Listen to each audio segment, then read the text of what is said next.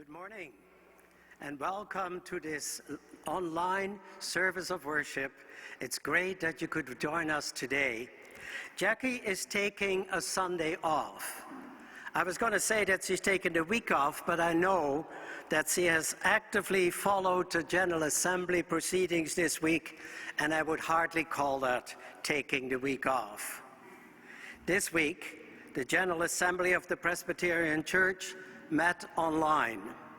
It was great to see how they made it possible to give hundreds of people from all over the country a chance to speak and vote online on very difficult topics. And our own Joe Drake was there to help them make this possible. The meeting started with adopting the following motion. In line of the recent directed attacks against a Muslim family in London, Ontario, killing 4 family members and critically injuring a 5th, and understanding this to be a visible sign of underlying evil, the moderator will write to the National Muslim Christian Liaison Committee, offering our condolences and encouraging the committee's ongoing dialogue and work.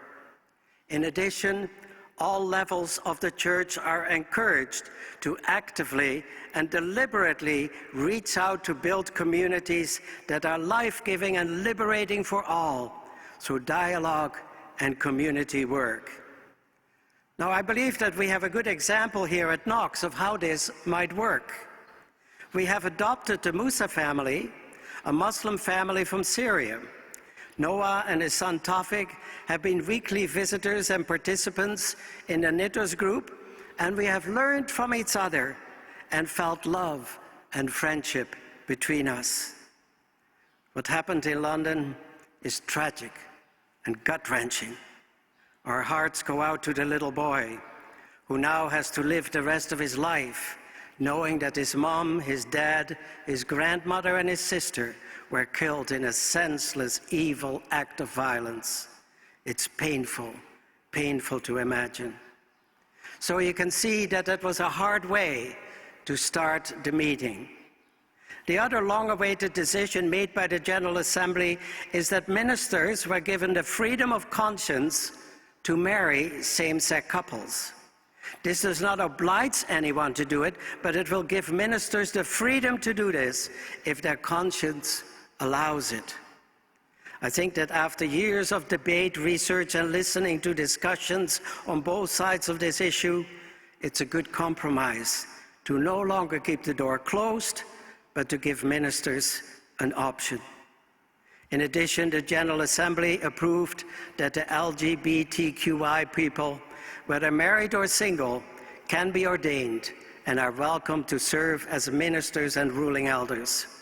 The title of the report was, "All Are Welcome." You see that it was a very difficult and emotional General Assembly. So now for a bit closer to home and news from our own congregation, GriefShare has started up again on Monday evenings at 7 o'clock, and people are welcome to join. Call in if you need more information. The Knox annual meeting will be taking place at 11:30 after the service on June 20th. Now that is next week.